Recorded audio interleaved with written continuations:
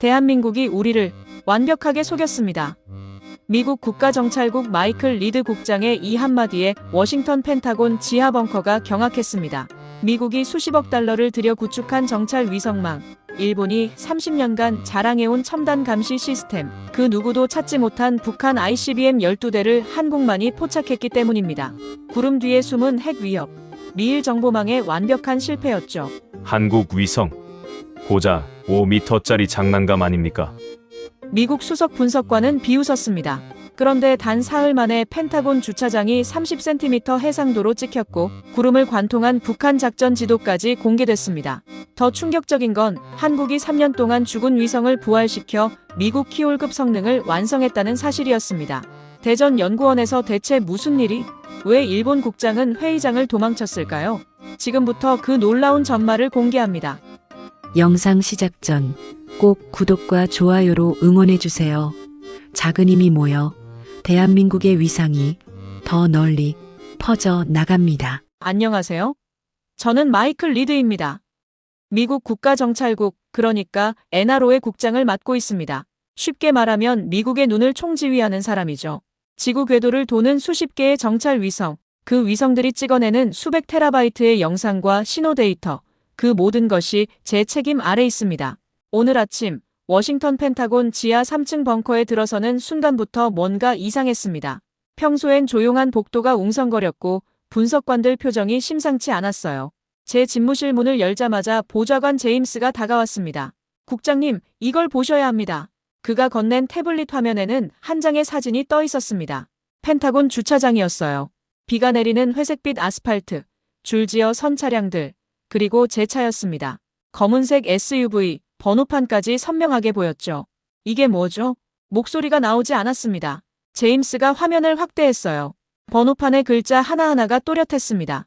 비에 젖은 보닛에 물방울까지 보일 정도였죠. 1시간 전에 촬영된 겁니다. 우주에서요. 그 말에 등골이 서늘해졌습니다. 우리 키올 위성도 이 정도 해상도로 펜타곤을 찍진 않아요. 아니, 찍을 수는 있지만 찍지 않습니다. 그건 규칙이니까요. 누구죠? 대한민국입니다. 제임스의 대답에 저는 그를 쳐다봤습니다. 한국? 그 나라가 우리 본부 주차장을 이렇게 선명하게 찍었다고요? 말도 안 됩니다. 한국 위성은 해상도가 5m급 아닙니까? 이건 30cm 이하인데요. 그게 문제입니다, 국장님. 제임스가 다른 파일을 열었습니다. 북한 자강도 어딘가의 숲속이었어요. 짙은 구름 아래, 나무 사이로 거대한 이동식 발사대가 보였습니다. 한 대가 아니었어요. 12대였습니다. 화성 -18형 ICBM이었죠. 이것도 한국 위성이 찍은 겁니까? 네. 구름을 뚫고 찍었습니다. 저는 의자에 주저앉았습니다. 지난 3년 동안 우리는 한국의 아리랑 7호를 죽은 위성으로 분류했어요. 발사 실패 후 창고에 처박혀 있다고 알고 있었죠. 그런데 지금 이 사진들은 뭡니까? 대한민국이 우리를 완벽하게 속였습니다. 제임스의 목소리가 무겁게 가라앉았습니다. 저는 태블릿을 내려놓고 창밖을 바라봤어요. 워싱턴의 하늘은 잿빛이었습니다. 그리고 그 위 어딘가에 우리가 모르는 눈이 우리를 내려다보고 있었습니다. 바로 그 순간 비상벨이 울렸습니다. 비상벨 소리가 복도를 가득 채웠습니다. 저는 재킷을 집어들고 제임스를 따라 상황실로 향했어요. 복도를 지나는 동안 분석관들이 모니터 앞에 모여 있는 게 보였습니다. 모두들 같은 화면을 보고 있었죠. 상황실 문이 열리자 로라 미첼 국가안보보좌관이 서 있었습니다. 그녀는 저를 보자마자 말했어요. 마이클, 백악관이 난리예요. 대통령께서 직접 브리핑을 요청하셨습니다. 무슨 일입니까? 로라가 중앙 스크린을 가리켰습니다. 거기엔 한반도 지도가 떠 있었고 북한 전역에 빨간 점들이 찍혀 있었어요. 12개가 아니었습니다. 30개가 넘었죠. 한국이 보낸 겁니다. 지난 24시간 동안 수집한 데이터래요. 우리가 놓친 미사일 기지들입니다. 저는 스크린 앞으로 다가갔습니다. 각 점마다 좌표와 시간, 그리고 고해상도 사진이 첨부되어 있었어요. 구름 뒤에 숨은 발사대, 지하 경납고 위장된 차량들까지 전부 보였습니다.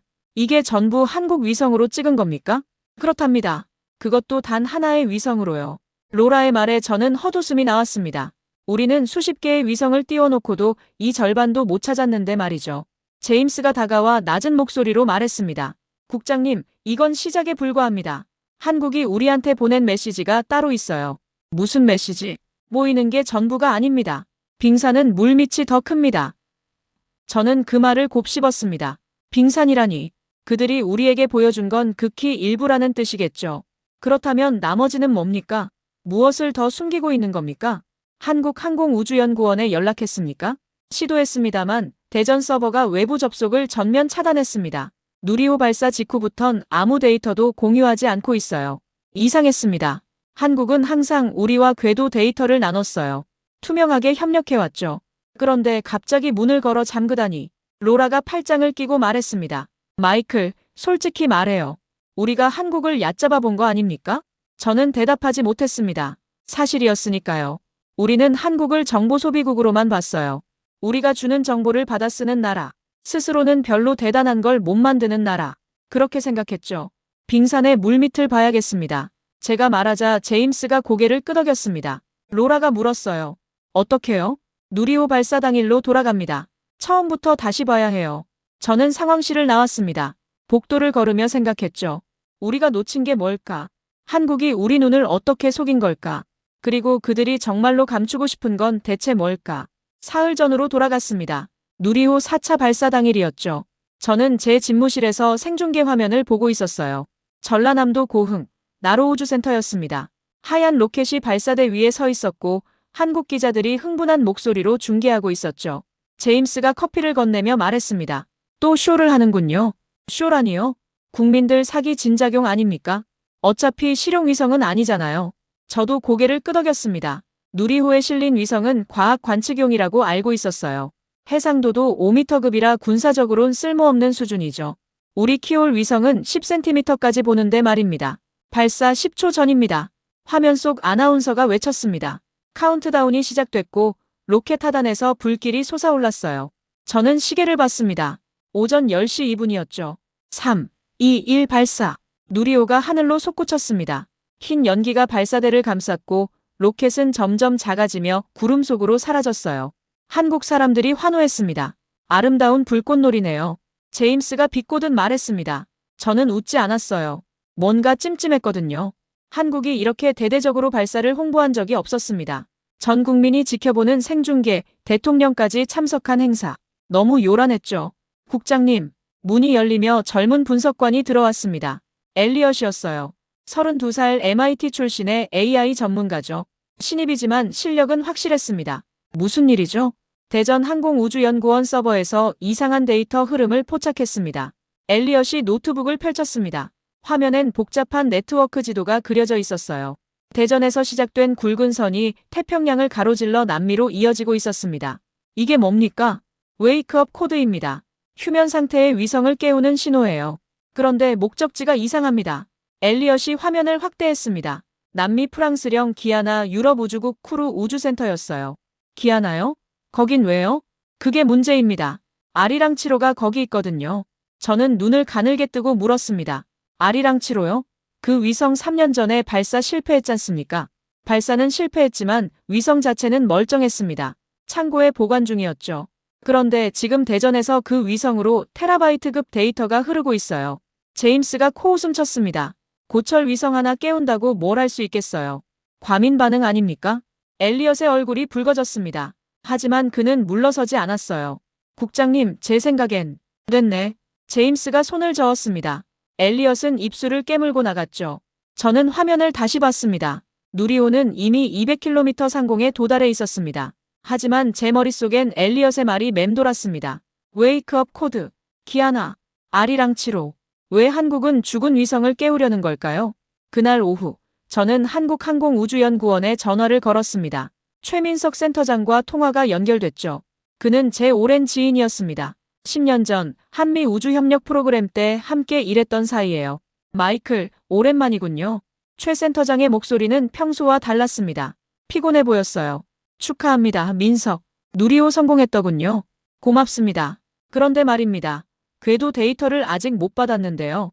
약속된 공유 프로토콜 아닙니까? 잠시 침묵이 흘렀습니다. 수화기 너머로 키보드 소리가 들렸어요. 죄송합니다, 마이클. 지금 좀 복잡한 상황이라서요. 무슨 상황입니까? 말씀드릴 수 없습니다. 저는 미간을 찌푸렸습니다. 최 센터장은 원래 솔직한 사람이었어요. 이렇게 말을 아끼는 건 처음이었죠. 민석, 우리 사이인데 솔직히 말해요. 기아나에서 뭘 하고 있습니까? 또 침묵이었습니다. 이번엔 더 길었어요. 제가 다시 물으려는 순간 그가 말했습니다. 마이클, 보이는 게 전부는 아닙니다. 무슨 뜻입니까? 빙산을 생각해 보세요. 물 위에 보이는 건 10분의 1뿐이죠. 나머지 90%는 물 밑에 있습니다. 무슨 수수께끼 같은 소릴. 곧 이해하시게 될 겁니다. 그때까지 기다려주세요. 통화가 끊겼습니다. 저는 수화기를 내려놓고 창밖을 봤어요. 해가 지고 있었습니다. 빙산이라니. 최 센터장이 대체 무슨 말을 하려던 걸까요? 제임스가 문을 두드리며 들어왔습니다. 국장님, 엘리엇이 또 왔습니다. 꼭 보여드릴 게 있다는군요. 들어오라고 하세요. 엘리엇이 들어왔습니다. 손엔 태블릿이 들려 있었고 눈빛이 흥분으로 빛나고 있었어요. 국장님, 기아나 우주센터 감시 영상입니다. 그가 태블릿을 건넸습니다. 화면엔 적외선 영상이 재생되고 있었죠. 커다란 경납고 그리고 그 안에서 움직이는 사람들이 보였습니다. 이게 뭡니까? 경납고 지하에서 열 신호가 감지됐습니다. 3일 전부터 급격히 증가하고 있어요. 뭔가를 준비하고 있다는 뜻입니다. 제임스가 화면을 빼앗아 봤습니다. 발사 준비 같은데요? 맞습니다. 하지만 유럽 우주국 공식 일정엔 없어요. 다음 발사는 2개월 뒤로 예정돼 있거든요. 저는 엘리엇을 똑바로 봤습니다. 비공식 발사라는 뜻입니까? 그렇게 추정됩니다. 그리고 타이밍이 묘합니다. 누리호 발사 직후부터 움직임이 시작됐거든요. 제임스가 팔짱을 꼈습니다. 한국이 유럽 우주국과 뭔가 거래를 했다는 건가요? 가능성이 높습니다. 배가 로켓이 대기 중이고 페이로드 무게도 한국 위성 사양과 일치해요. 저는 의자에 앉았습니다. 머릿속이 복잡했어요. 누리호는 눈속임이었습니다. 진짜는 기아나에서 준비되고 있었던 거죠. 기아나를 계속 감시하세요. 24시간 체제로요. 알겠습니다. 엘리엇이 나가려는 순간 제가 불렀습니다. 엘리엇. 네, 국장님. 잘했어요. 그의 얼굴에 미소가 번졌습니다. 문이 닫히고 저는 제임스를 봤어요. 한국이 우릴 피해 움직이고 있습니다. 제임스가 고개를 끄덕였습니다. 창밖은 이미 어두웠습니다. 그리고 지구 반대편 남미에선 뭔가가 깨어나고 있었습니다. 이틀이 지났습니다. 저는 밤낮 없이 기아나 우주센터를 감시했어요. 키올 위성 4대를 동원해서 레이더와 열 영상을 교차 분석했죠. 엘리엇의 예측이 맞아떨어지고 있었습니다. 국장님, 경납고 문이 열렸습니다. 엘리엇이 실시간 영상을 띄웠습니다. 거대한 철문이 천천히 옆으로 밀리고 있었어요. 그 안에서 뭔가가 나오기 시작했습니다. 로켓입니다. 제임스가 중얼거렸습니다. 하지만 우리가 아는 로켓이 아니었어요. 배가 C형보다 작았고 형태도 달랐습니다. 마치 지하에서 솟구치기 위해 만들어진 것처럼 날렵했죠. 페이로드 덮개가 이상합니다. 엘리엇이 화면을 확대했습니다. 로켓 상단부 덮개가 평소보다 두꺼웠어요. 단열재가 덧대어진 것처럼 보였습니다. 뭘 숨기려는 걸까요? 제임스가 물었지만 저도 알 수 없었습니다. 그때 제 전화가 울렸어요. 로라였습니다. 마이클, 백악관에 오세요. 지금 당장요. 무슨 일입니까? 일본이 난리예요. 사토 국장이 한국의 우주활동에 대해 공식 항의를 했답니다. 저는 한숨을 쉬었습니다. 일본 내각정보조사실 사토 겐지 국장. 그는 늘 한국을 경쟁 상대로 봤어요. 자기네 정보 위성이 더 우월하다고 자랑하길 좋아하는 사람이죠. 뭐라고 했습니까? 한국이 불법 군사 위성을 발사하려 한다고요. 국제규약 위반이라고 난리입니다. 증거는요? 없어요. 그냥 추측이죠. 하지만 트럼프 대통령이 신경 쓰시는 모양입니다. 저는 재킷을 입었습니다. 백악관까지는 차로 20분이었어요. 가는 동안 저는 생각했습니다. 일본은 왜 그렇게 민감하게 반응하는 걸까요? 설마 그들도 뭔가 눈치챈 걸까요? 백악관 지하 상황실엔 이미 사람들이 모여 있었습니다. 로라가 저를 안쪽으로 안내했어요. 대형 스크린엔 도쿄와 연결된 화상 회의창이 떠 있었죠. 마이클 국장이 도착했습니다. 로라가 말하자 화면 속 사토 국장이 저를 쳐다봤습니다. 그의 표정은 불만으로 가득했어요. 리드 국장, 한국의 움직임을 파악하고 계십니까? 파악하고 있습니다. 그럼 왜 보고를 안 하십니까? 우리는 동맹 아닙니까? 저는 침착하게 대답했습니다. 아직 확정된 게 없습니다. 추측만으로 보고할 순 없죠. 추측이요? 사토 국장이 비웃었습니다. 한국이 남미에서 비밀 발사를 준비하고 있다는 게 추측입니까? 우리 위성도 포착했습니다. 분명 군사 목적입니다. 증거가 있습니까? 곧 나올 겁니다. 사토 국장의 목소리에 확신이 묻어났습니다. 저는 불편했어요. 일본이 독자적으로 움직이고 있다는 뜻이었으니까요. 회의가 끝나고 저는 로라와 복도를 걸었습니다. 마이클, 솔직히 말해요. 한국이 뭘 하려는 겁니까? 모릅니다. 모른다고요? 로라가 멈춰섰습니다. 저도 멈췄죠. 정말 모릅니다, 로라. 하지만 한 가지는 확실해요. 한국은 우리가 생각하는 것보다 훨씬 앞서 있습니다. 그게 위협입니까? 아니면 기회입니까? 저는 대답하지 못했습니다. 사실 저도 확신이 없었거든요. 한국이 적인지 친구인지, 경계해야 할 대상인지 믿어야 할 동맹인지. 이틀 안에 답이 나올 겁니다. 제가 말했습니다. 로라는 고개를 끄덕이고 돌아섰어요. 저는 창밖을 봤습니다. 워싱턴의 밤하늘엔 별이 보이지 않았습니다. 하지만 곧 새로운 별 하나가 떠오를 예정이었습니다. 다음 날 새벽 4시 제 전화가 요란하게 울렸습니다. 엘리엇이었어요. 국장님, 지금 당장 오셔야 합니다. 발사가 시작됐어요. 저는 잠옷 차림으로 차에 올라탔습니다. 펜타곤까지 달리는 동안 심장이 두근거렸어요. 기아나는 지금 오후였습니다. 발사하기 딱 좋은 시간이죠. 지하 상황실에 도착하자 분석관들이 모니터를 에워싸고 있었습니다. 중앙 스크린엔 기아나 우주센터 실시간 영상이 떠 있었어요. 상황 보고하세요. 제임스가 다가왔습니다. 30분 전부터 연료 주입이 시작됐습니다. 발사대는 A-3 구역, 공식 일정에 없는 보조 발사대예요. 유럽 우주국 측 반응은요? 침묵입니다. 아무 발표도 없어요. 저는 화면을 응시했습니다. 작은 로켓이 발사대 위에 서 있었어요. 주변엔 사람 그림자조차 보이지 않았습니다. 완전히 자동화된 발사였죠. 카운트다운 시작됐습니다. 엘리엇의 목소리가 떨렸습니다. 화면 한쪽에 숫자가 떴어요. 60, 59, 58.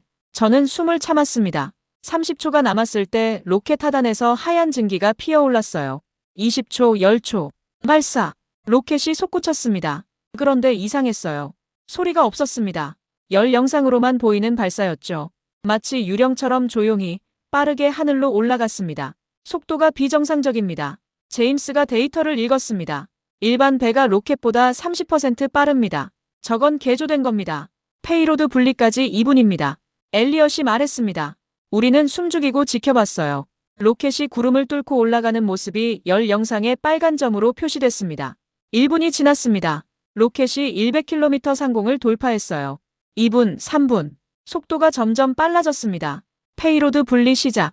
화면이 확대됐습니다. 로켓 상단부 덮개가 조각조각 떨어져 나갔어요. 그 안에서 뭔가가 나타났습니다. 저는 눈을 의심했습니다. 그건 우리가 알던 아리랑 7호가 아니었어요. 설계도에 있던 하얀 상자 모양이 아니었습니다. 저게 뭡니까? 제임스가 중얼거렸습니다. 위성 표면이 검은색이었어요. 태양 전지판도 달랐습니다. 6장이 아니라 12장이었죠. 그리고 안테나가 너무 많았습니다. 위성 전체가 안테나 덤불처럼 보였어요. 저건 군사위성입니다. 엘리엇이 단언했습니다. 아니, 군사위성보다 더 심합니다. 저건 감시 전용입니다.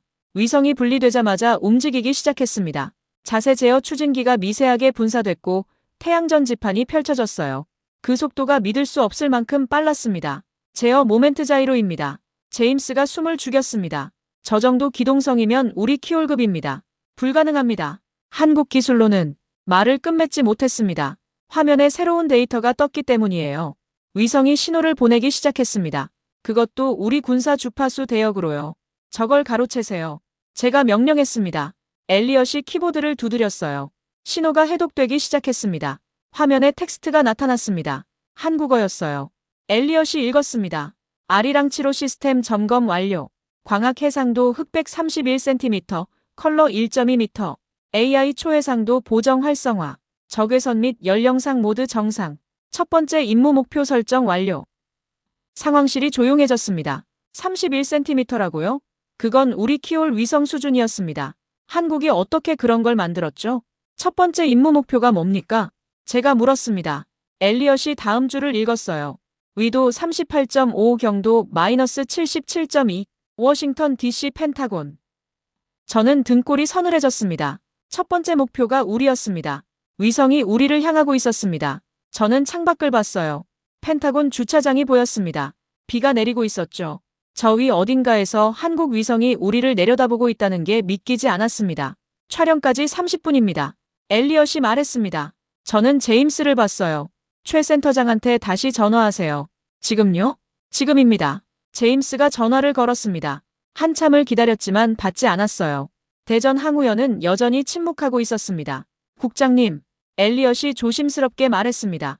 제 생각엔 이건 메시지 같습니다. 무슨 메시지요? 우리가 그들을 보던 것처럼 이제 그들도 우리를 볼 수 있다는 거요.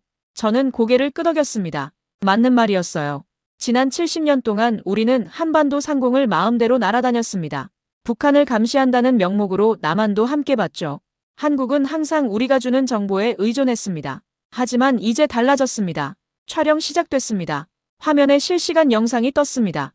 펜타곤 상공뷰였어요. 비에 젖은 건물 옥상, 주차장의 차들, 심지어 사람들까지 보였습니다. 해상도 확인됩니다. 30cm 맞습니다. 제임스의 목소리가 떨렸습니다. 화면이 확대됐어요. 제 차가 보였습니다. 검은색 SUV, 번호판의 글자가 선명했죠.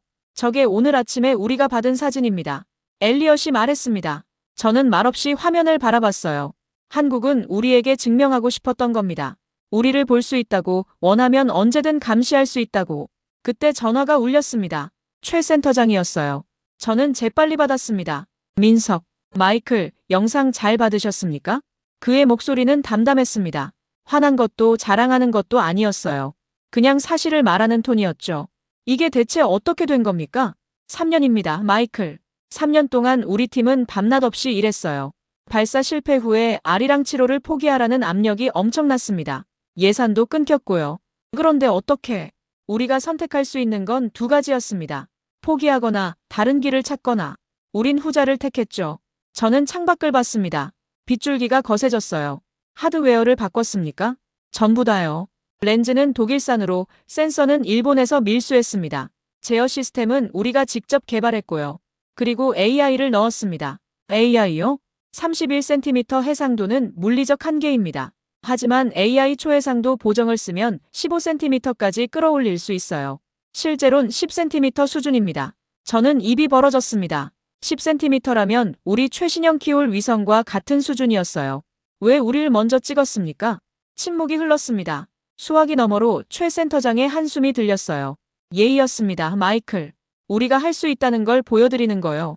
동시에 우리가 하지 않을 거라는 것도요. 무슨 뜻입니까? 곧 두 번째 영상을 보내드리겠습니다. 그럼 이해하실 겁니다. 전화가 끊겼습니다. 저는 수화기를 내려놓고 스크린을 봤어요. 위성이 이미 다음 목표를 향해 움직이고 있었습니다. 목표 좌표 변경됐습니다. 엘리엇이 외쳤습니다. 북위 40.3, 동경 127.1. 북한 자강도입니다. 상황실의 모든 시선이 스크린에 쏠렸습니다. 한국 위성이 본격적으로 움직이기 시작했습니다. 아리랑 7호가 북한 상공으로 이동했습니다. 화면엔 자강도 전천군 일대가 펼쳐졌어요. 산악지대였죠. 울창한 숲과 구불구불한 계곡, 그리고 짙은 구름이 지표면을 덮고 있었습니다. 구름 두께 3000m입니다. 제임스가 데이터를 읽었습니다. 가시광으로는 못 봅니다. 레이더나 열영상으로 전환해야 해요. 하지만 화면은 이미 바뀌고 있었습니다. 한국 위성이 적외선 모드로 전환한 거예요. 구름이 서서히 투명해지기 시작했습니다. 말도 안 됩니다. 엘리엇이 중얼거렸습니다. 구름 뒤에 지형이 보이기 시작했어요. 나무 한 그루 한 그루까지 선명했습니다. 적외선 파장 스펙트럼을 여러 개 겹쳐서 보는 겁니다. 제임스가 설명했습니다. AI가 실시간으로 보정하면서 구름을 제거하는 거예요. 이건 우리도 연구 중인 기술인데 한국이 먼저 완성했군요. 제가 말을 끝맺었습니다. 화면이 계속 확대됐어요. 숲속 깊은 곳, 평범해 보이는 나무들 사이에 뭔가 이상한 게 보였습니다. 저게 뭡니까? 엘리엇이 화면을 정지시켰습니다. 나무들 사이로 커다란 차량이 숨어 있었어요. 위장망으로 덮여 있었지만 열 신호는 숨길 수 없었습니다. 이동식 발사대입니다. 제임스가 숨을 죽였습니다. 화면이 다시 움직였어요. 주변을 스캔하기 시작했죠. 한 대가 아니었습니다. 2대, 3대, 4대, 12대입니다. 엘리엇의 목소리가 떨렸습니다. 전부 화성-18형 발사대예요. 저는 의자에서 일어났습니다. 화성-18형은 북한의 최신 ICBM이었어요. 사거리 15,000km, 미국 본토를 타격할 수 있는 무기였죠. 우리 위성은 왜 못 잡았습니까? 제가 물었습니다. 제임스가 고개를 저었어요. 구름 때문입니다. 이 지역은 1년 내내 구름이 끼어 있어요. 우리 키올 위성은 가시광 위주라 한계가 있죠. 레이더 위성은요? 해상도가 낮습니다. 나무와 차량을 구분 못해요. 저는 이를 악물었습니다. 우리가 수십억 달러를 들여 만든 정찰망이 뚫린 겁니다. 그것도 구름 때문에. 화면이 또 확대됐습니다. 발사대 옆에 천막이 보였어요. 그 안에 사람들이 모여 있었습니다. 한 명이 지도를 들고 있었죠. 저 지도 내용 확인할 수 있습니까? 제가 물었습니다. 엘리엇이 AI 보정을 최대로 올렸어요. 지도가 선명해졌습니다. 일본입니다. 제임스가 떨리는 목소리로 말했습니다. 도쿄와 오키나와의 표시가 돼 있어요. 그리고 여기 괌입니다. 저는 식은땀이 났습니다. 북한이 일본과 미국 기지를 동시에 타격할 계획을 세우고 있었던 겁니다. 그것도 12발을 한꺼번에. 이 정보 일본도 받았습니까? 아직 안 보냈습니다. 한국에서 먼저 우리한테만 보낸 거예요. 엘리엇이 대답했습니다. 저는 최 센터장의 말을 떠올렸어요. 우리가 할 수 있다는 것, 그리고 하지 않을 것이라는 말. 한국은 증명했습니다. 그들은 일본보다 먼저, 미국보다 정확하게 북한의 위협을 파악했어요. 그리고 그 정보를 제일 먼저 우리에게 줬습니다. 백악관에 보고하세요. 제가 명령했습니다. 그리고 긴급회의를 소집하세요. 일본도 참석시키고요. 제임스가 전화를 들었습니다. 저는 다시 화면을 봤어요. 숲속에 숨은 12대의 발사대가 선명하게 보였습니다. 3년 동안 우리는 한국을 과소평가했습니다. 그들이 만든 건 단순한 위성이 아니었어요. 그들은 우리가 보지 못하는 걸 보는 눈을 만들었습니다. 그리고 그 눈으로 우리를 지켜주고 있었습니다. 석 시간 후, 백악관 지하 상황실에 사람들이 모였습니다. 로라가 회의를 주재했고 대형 스크린엔 도쿄가 연결돼 있었어요. 사토 국장의 얼굴이 보였습니다. 시작하겠습니다. 로라가 말했습니다. 저는 프레젠테이션을 준비했어요. 첫 화면에 펜타곤 주차장 사진이 떴습니다. 이건 오늘 아침 한국 위성이 찍은 겁니다. 해상도 31cm, AI 보정으로 실질적으론 10cm 수준입니다. 사토 국장이 코웃음 쳤습니다. 불가능합니다. 한국 기술로는 절대 못 만들어요. 모시는 대로입니다. 제가 차갑게 대답했습니다. 다음 화면으로 넘어갔어요. 자강도 숲속 발사대들이 나타났습니다. 이건 북한 전천군입니다. 화성-18형 이동식 발사대 12대가 배치돼 있습니다. 사토 국장의 얼굴이 굳었습니다. 그 지역은 우리도 감시하고 있습니다. 아무것도 없어요. 구름 때문에 못 본 겁니다. 제임스가 다음 화면을 띄웠습니다. 천막 안의 지도였어요. 도쿄와 괌에 빨간 표시가 돼 있었죠. 이건 북한 지휘관이 들고 있던 작전 지도입니다. 일본과 미군 기지가 타격 목표로 설정돼 있습니다. 상황실이 조용해졌습니다. 사토 국장의 얼굴에서 혈색이 사라졌어요. 그가 무언가 말하려 했지만 입만 벌렸다 닫았습니다. 이건 사기입니다. 결국 그가 소리쳤습니다. 조작된 영상이에요. 한국이 우리를 속이려는 겁니다. 확인해 보시죠. 로라가 차분하게 말했습니다. 지금 당장 귀국 정찰 위성으로 해당 좌표를 확인해 보세요. 구름 때문에 안 보인다니까요. 사토 국장의 목소리가 높아졌습니다. 그 순간 저는 깨달았어요. 그는 두려워하고 있었습니다. 한국이 옳다는 걸, 자기네가 놓쳤다는 걸 인정하기 싫어하는 거였죠. 한국은 어떻게 찍었습니까? 로라가 물었습니다. 저는 준비한 자료를 펼쳤어요. 적외선 다중 스펙트럼 영상입니다. 여러 파장을 동시에 촬영해서 AI가 실시간으로 합성하는 방식이에요. 구름을 투과할 수 있습니다. 우리도 그 기술 있습니까? 연구 중입니다. 하지만 실용화까진 2년은 걸릴 겁니다. 로라가 한숨을 쉬었습니다. 사토 국장이 다시 화면에 나타났어요. 그의 표정은 분노와 굴욕이 뒤섞여 있었습니다. 일본 정부는 이를 인정할 수 없습니다. 독자적으로 확인하겠습니다. 사토 국장님, 제가 그를 불렀습니다. 지금은 자존심 싸울 때가 아닙니다. 북한이 실제로 타격 계획을 세우고 있어요. 우리가 협력해야 합니다. 한국과 협력하라고요? 우리를 무시하고 단독으로 움직인 나라와요? 그들은 정보를 우리와 공유했습니다. 그것도 제일 먼저요. 제임스가 끼어들었습니다. 일본에 먼저 주지 않은 건 정치적 판단이겠죠. 하지만 우리를 통해 결국 공유되지 않았습니까? 사토 국장은 대답하지 않았습니다. 그저 화면을 노려볼 뿐이었어요. 회의를 마치겠습니다. 로라가 선언했습니다. 도쿄와의 연결이 끊어졌죠. 상황실엔 저와 로라, 제임스만 남았습니다. 일본이 삐졌군요. 제임스가 중얼거렸습니다. 로라가 고개를 저었어요.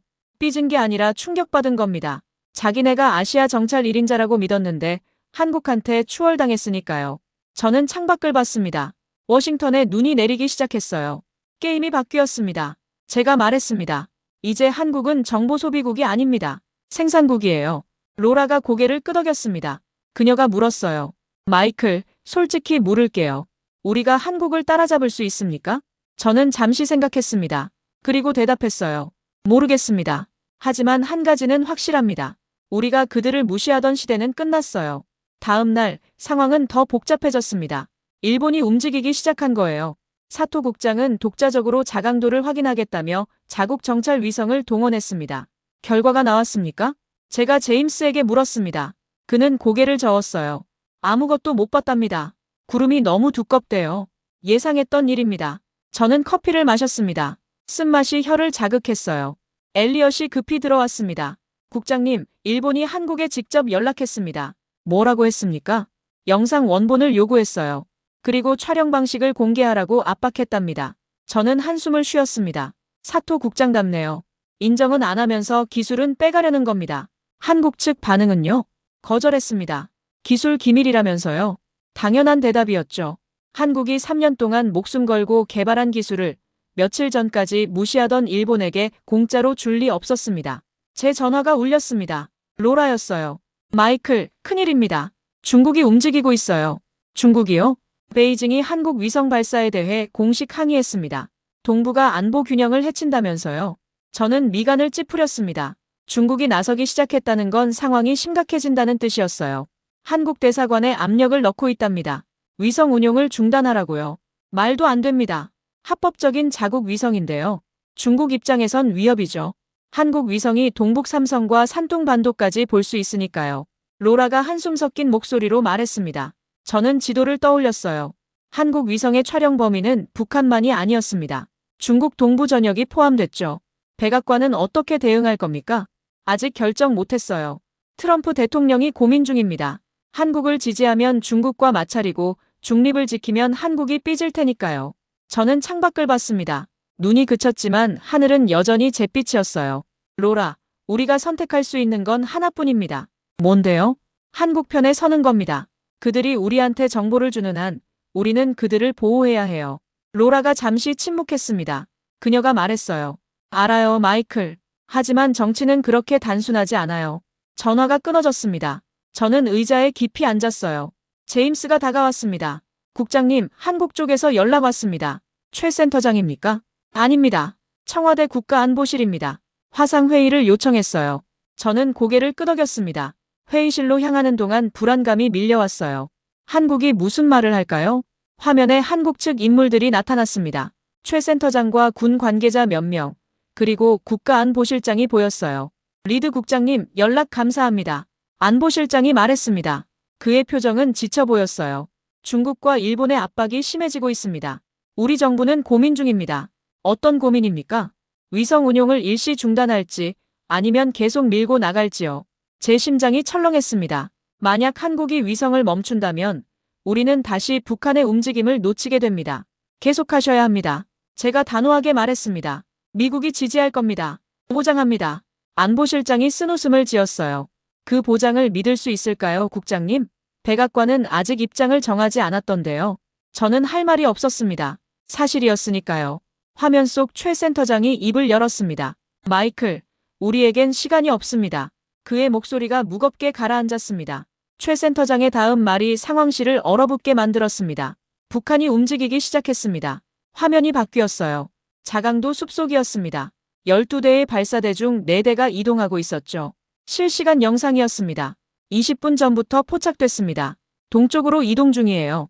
최 센터장이 설명했습니다. 저는 몸을 앞으로 기울였어요. 목적지가 어딥니까? 함경북도 길주 방향입니다. 풍계리 핵실험장 인근이죠. 제임스가 숨을 죽였습니다. 풍계리는 북한의 핵무기 실험장이었어요. 발사대가 그쪽으로 간다는 건 한 가지 의미였습니다. 핵탄두 장착 준비입니까? 가능성이 높습니다. 안보실장이 대답했습니다. 그의 손이 떨리고 있었어요. 우리 군 정보부도 같은 판단입니다. 72시간 내에 실전 배치될 것으로 봅니다. 저는 이마에 손을 댔습니다. 머리가 복잡했어요. 북한이 왜 지금 움직이는 걸까요? 자기네가 포착됐다는 걸 아는 걸까요? 그들이 알고 있습니까? 우리가 보고 있다는 걸요. 제가 물었습니다. 최 센터장이 고개를 저었어요. 모를 겁니다. 우리 위성은 스텔스 모드로 운용 중입니다. 신호도 최소화하고 있고요. 그럼 왜 지금 움직입니까? 원래 계획이었을 겁니다. 우리가 발견한 게 아니라 그들의 일정표대로 움직이는 거죠. 저는 등골이 서늘해졌습니다. 그 말은 북한이 이미 오래전부터 이 작전을 준비했다는 뜻이었어요. 체계적으로 치밀하게. 미국 정부에 알리셨습니까? 당신한테 먼저 연락했습니다. 안보실장이 말했습니다. 우리는 선택해야 합니다, 국장님. 중국의 압박을 받으면서도 위성을 계속 돌릴지 아니면 멈추고 모든 걸 미국한테 넘길지요. 제 가슴이 답답했습니다. 한국은 지금 우리를 시험하고 있었어요. 우리가 진짜 그들 편인지 아니면 그저 정보만 빨아먹으려는 건지 24시간만 기다려 주십시오. 제가 말했습니다. 백악관을 설득하겠습니다. 24시간이요? 최 센터장의 목소리에 회의가 묻어났습니다. 마이클, 그 시간이면 북한 발사대가 핵탄 두 사거리 안에 들어갑니다. 그럼 늦어요. 압니다. 하지만 제게 시간이 필요합니다. 화면 속 사람들이 서로를 쳐다봤습니다. 안보실장이 입을 열었어요. 좋습니다. 24시간 드리죠. 하지만 그 안에 답이 안 나오면 우리는 독자적으로 움직일 겁니다. 무슨 뜻입니까? 우리 군과 직접 연동합니다. 미국 허락 없이요. 저는 그 말의 무게를 느꼈습니다. 한국이 독자적 타격 체계를 가동한다는 뜻이었어요. 그건 동맹 구조의 근본적 변화를 의미했습니다.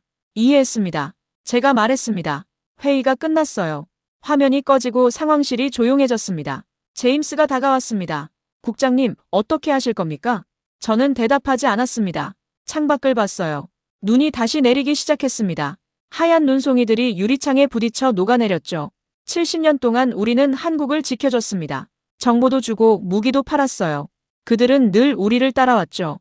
하지만 이제 그들은 앞서가고 있었습니다. 우리가 보지 못하는 걸 보고 우리가 할 수 없는 걸 하고 있었어요. 문제는 우리가 그걸 인정할 준비가 됐느냐는 거였습니다. 제 손이 떨렸습니다. 저는 전화기를 집어들고 백악관에 전화를 걸었습니다. 로라, 대통령 각하와 긴급 면담이 필요합니다. 지금 당장요. 백악관 집무실 앞에 섰을 때 시계는 밤 11시를 가리키고 있었습니다. 로라가 문을 열어줬어요. 안에는 트럼프 대통령이 창가에 서 있었습니다. 국장, 대통령이 돌아섰습니다. 그의 얼굴엔 피로가 가득했어요. 중국 대사가 오늘만 3번 전화했습니다. 한국 위성 문제로요. 알고 있습니다. 저는 가방에서 자료를 꺼냈습니다. 각하, 보셔야 할 게 있습니다. 책상 위에 사진을 펼쳤어요. 북한 발사대들이 이동하는 모습이었습니다. 대통령이 사진을 집어들었죠. 이게 뭡니까? 북한이 핵탄두 장착 준비에 들어갔습니다. 72시간 내에 실전 배치될 겁니다. 대통령의 얼굴이 굳었습니다. 로라가 다가와 사진을 봤어요. 우리 정찰망에서 포착했습니까? 아닙니다. 제가 대답했습니다. 한국 위성입니다. 우리는 못 봤어요. 구름 때문에요. 대통령이 의자에 앉았습니다. 그는 한참 동안 말이 없었어요. 저는 기다렸습니다. 시계 초침 소리만 들렸죠. 국장, 대통령이 입을 열었습니다. 솔직히 말하세요. 한국이 우리보다 뛰어난 겁니까? 저는 숨을 깊이 들이쉬었습니다. 그리고 대답했어요. 특정 부분에선 그렇습니다. 구름 투과 기술, AI 영상 보정, 그리고 무엇보다 절박함에서요. 절박함이요? 한국은 목숨이 걸린 문제입니다. 각하. 북한 미사일이 서울까지 5분이면 도착해요. 그들에겐 실수할 여유가 없습니다. 우리와는 다릅니다. 대통령이 창밖을 봤습니다. 워싱턴의 야경이 펼쳐져 있었어요. 중국을 적으로 돌리고 싶지 않습니다. 하지만 한국을 잃을 순 없습니다. 제가 말했습니다. 각하, 한국이 독자 행동에 나서면 우리는 동북아에서 통제권을 잃습니다. 그들이 일본과 별도로 움직이고 우리 허락 없이 북한을 타격할 수 있게 되는 거예요. 로라가 끼어들었습니다. 마이클 말이 맞습니다. 지금 우리가 한국을 지지하지 않으면 그들은 완전히 독립적으로 움직일 겁니다. 대통령이 손으로 얼굴을 감쌌습니다. 그는 지쳐 보였어요. 국가를 이끈다는 게 얼마나 무거운 짐인지 느껴졌습니다. 일본은 뭐라고 합니까? 화났습니다. 한국이 자기네보다 앞섰다는 걸 인정 못하고 있어요. 제가 대답했습니다. 하지만 사실을 바꿀 순 없습니다. 한국이 이겼어요. 대통령이 저를 쳐다봤습니다. 국장은 어떻게 생각합니까? 개인적으로요. 저는 잠시 망설였습니다. 그리고 솔직하게 말했어요. 부끄럽습니다, 각하. 부끄럽다고요? 우리는 한국을 70년 동안 도왔습니다. 전쟁 폐허에서 일으켜 세웠죠. 그런데 언제부턴가 우리는 그들을 무시하기 시작했어요. 우리가 주는 정보나 받아먹는 나라로 봤습니다. 저는 목이 메었습니다. 하지만 그들은 달랐어요. 우리가 자는 동안 3년을 불태웠습니다. 예산도 없이 누구도 믿어주지 않는 상황에서 기적을 만들어냈어요. 그리고 그 기적으로 우리를 구하고 있습니다. 대통령이 고개를 끄덕였습니다. 로라가 조용히 눈물을 닦았어요. 각하, 제가 한 발 다가갔습니다. 한국 전쟁 때 우리는 그들을 도왔습니다. 이제 그들이 우리를 돕고 있어요. 이게 진짜 동맹 아닙니까? 대통령이 일어났습니다. 그는 창가로 걸어가 한참을 서 있었어요. 그리고 돌아서서 말했습니다. 내일 아침 성명을 발표하겠습니다. 미국은 한국의 독자 우주 개발을 전폭 지지한다고요. 제 가슴이 뜨거워졌습니다. 로라가 미소 지었어요. 중국이 반발할 겁니다. 대통령이 말했습니다. 하지만 상관없어요. 동맹이 우선입니다. 저는 경례를 올렸습니다. 대통령이 경례로 답했어요. 집무실을 나오는데 다리에 힘이 풀렸습니다. 로라가 제 어깨를 두드렸습니다. 잘했어요, 마이클. 저는 고개를 끄덕였습니다. 복도를 걸으며 핸드폰을 꺼냈어요. 최 센터장에게 문자를 보냈습니다. 내일 아침을 기다리세요. 다음 날 아침 8시, 백악관 브리핑룸은 기자들로 가득 찼습니다. 저는 펜타곤 상황실에서 생중계를 지켜봤어요. 트럼프 대통령이 연단에 섰습니다. 미국은 대한민국의 독자적 우주 개발을 전폭 지지합니다. 대통령의 목소리가 또렷했습니다. 한국의 아리랑치로는 동북아 안보의 필수적인 자산이며 미국은 이를 한미동맹의 새로운 장으로 환영합니다. 기자들이 일제히 손을 들었어요. 질문이 쏟아졌지만 대통령은 간단히 손을 흔들고 퇴장했습니다. 명확한 메시지였죠. 제 전화가 울렸습니다. 최 센터장이었어요. 마이클, 고맙습니다. 그의 목소리에 안도가 묻어났습니다. 이제 우리가 할 차례입니다. 무슨 뜻입니까? 화상회의를 소집했습니다. 1시간 후 백악관과 도쿄가 연결될 겁니다. 우리가 준비한 걸 보여드리겠습니다. 전화가 끊어졌습니다. 저는 제임스를 봤어요. 회의실 준비하세요. 한국이 뭔가 큰 걸 준비한 것 같습니다. 1시간 후 백악관 지하 상황실에 다시 모였습니다. 로라가 회의를 시작했고 스크린엔 3개의 화면이 떴어요. 대전 항공우주연구원, 도쿄 내각정보조사실, 그리고 워싱턴. 최 센터장이 화면에 나타났습니다. 그의 옆엔 군복 입은 장교가 서 있었어요. 여러분, 지난 48시간 동안 우리는 쉬지 않고 작업했습니다. 최 센터장이 말했습니다. 그의 뒤로 거대한 모니터가 보였어요. 아리랑치로가 수집한 북한 전역의 데이터를 정리했습니다. 모두 1200GB입니다. 화면이 바뀌었습니다. 북한 지도가 나타났고 수백 개의 빨간 점이 찍혀 있었어요. 이동식 발사대 18개, 지하 미사일 기지 32개, 핵물질 저장 시설 7개, 그리고 중국 접경지역 군사시설 45개입니다. 상황실이 조용해졌습니다. 사토 국장의 얼굴이 화면에 보였어요. 그는 아무 말도 하지 않았습니다. 이 데이터를 미국 정부에 무상으로 제공합니다. 최 센터장이 말했습니다. 저는 놀라 몸을 앞으로 기울였어요. 무상이라고요? 네. 조건 없습니다. 동맹국에 드리는 겁니다. 로라가 물었습니다. 일본에도 제공합니까? 최 센터장이 잠시 침묵했습니다. 그리고 고개를 저었어요. 아닙니다. 미국만입니다. 사토 국장의 얼굴이 붉어졌습니다. 그가 입을 열려는 순간 최 센터장이 다시 말했습니다. 하지만 일본이 공식적으로 요청한다면 협의할 수 있습니다. 그 말에 무게가 느껴졌습니다. 한국은 일본에게 머리를 숙이라고 요구하고 있었어요. 지금까지 무시했던 것에 대해 사과하고 정식으로 협력을 구하라는 거였죠. 그리고 한 가지 더 보여드릴 게 있습니다. 최 센터장이 옆에 장교를 가리켰습니다. 미사일 전략 사령부 박지훈 대대장입니다. 박 대대장이 격려했습니다. 현무-5 타격 체계와 아리랑치로의 연동을 완료했습니다. 화면이 또 바뀌었어요. 실시간 작전 화면이었습니다. 한쪽엔 위성 영상, 다른 쪽엔 미사일 발사대가 보였어요. 탐지부터 타격 좌표 전송까지 7초입니다. 박 대대장이 설명했습니다. AI가 자동으로 위협을 판단하고 최적 타격점을 계산합니다. 인간 승인만 받으면 즉시 발사 가능합니다. 제임스가 저를 쳐다봤습니다. 저는 말문이 막혔어요. 7초 킬체인. 한국은 완전한 자주국방 체계를 완성한 겁니다. 이건 시연입니까? 아니면 실전 배치입니까? 로라가 물었습니다. 이미 실전 배치됐습니다. 최 센터장이 대답했습니다. 3시간 전부터 가동 중입니다. 상황실이 다시 조용해졌습니다. 한국은 더 이상 미국의 허락을 기다리지 않았어요. 스스로 결정하고 스스로 행동할 수 있게 됐습니다. 사토 국장이 화면에서 사라졌습니다. 연결이 끊어진 거예요. 도쿄는 더 이상 참지 못한 겁니다. 최 센터장이 저를 봤습니다. 마이클, 우리는 친구니까요. 그 말이 가슴에 꽂혔습니다. 친구. 그들은 우리를 여전히 친구로 생각하고 있었어요. 경쟁자가 아니라, 적대자가 아니라. 고맙습니다, 민석. 제가 말했습니다. 데이터 잘 받겠습니다. 회의가 끝난 후 저는 혼자 남았습니다. 상황실 모니터엔 여전히 북한 지도가 떠 있었어요. 수백 개의 빨간 점들이 깜빡이고 있었죠. 한국이 찾아낸 위협들이었습니다. 엘리엇이 들어왔습니다. 국장님, 데이터 다운로드 완료됐습니다. 수고했어요. 저는 자리에서 일어났습니다. 다리가 무거웠어요. 지난 일주일이 꿈처럼 느껴졌습니다. 국장님, 엘리엇이 조심스럽게 말했습니다. 제가 처음 기아나 데이터를 가져왔을 때 무시당했던 거 기억하세요? 기억합니다. 그때 제 말을 들어주셨더라면 우리가 먼저 준비할 수 있었을 텐데요. 저는 고개를 끄덕였습니다. 그의 말이 맞았어요. 우리는 경고를 무시했습니다. 한국을 과소평가했죠. 엘리엇, 당신이 옳았어요. 그리고 나는 틀렸습니다. 그가 놀란 표정을 지었어요. 저는 그의 어깨를 두드렸습니다. 앞으로는 당신 의견을 더 존중하겠습니다. 약속해요. 엘리엇이 미소 지었습니다. 그가 나가고 저는 다시 모니터를 봤어요. 화면 한쪽에 작은 창이 떴습니다.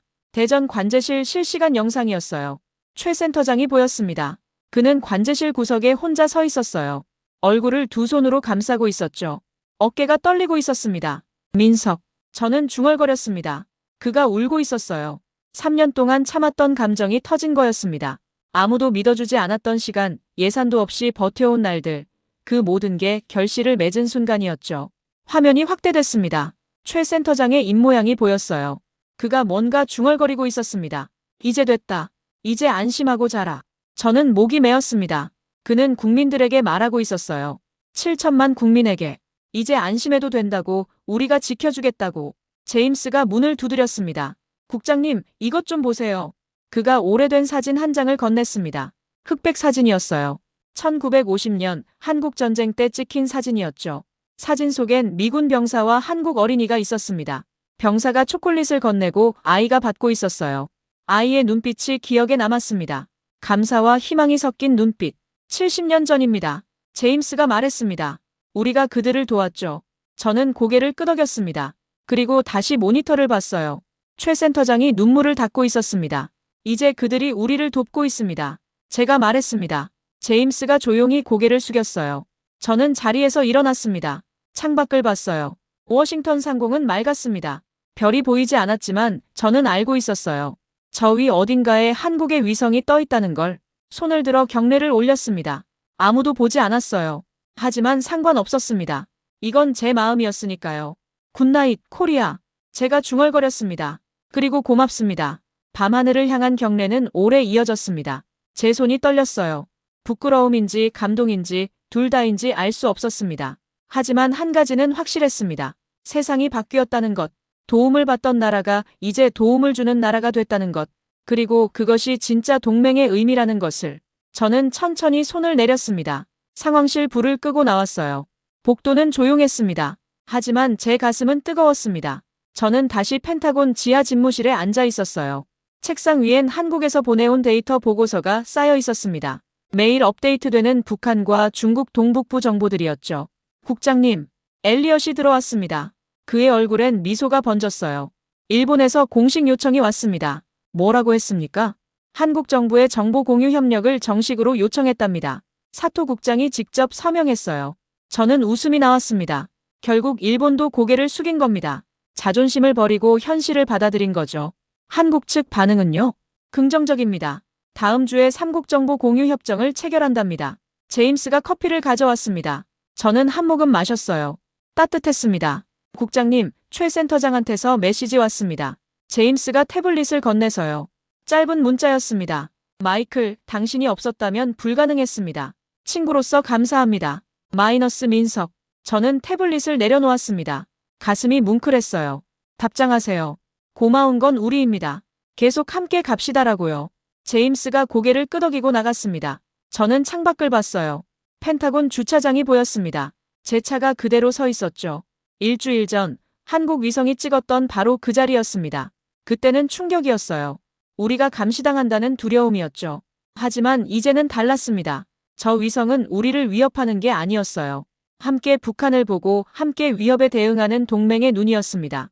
제 전화가 울렸습니다. 로라였어요.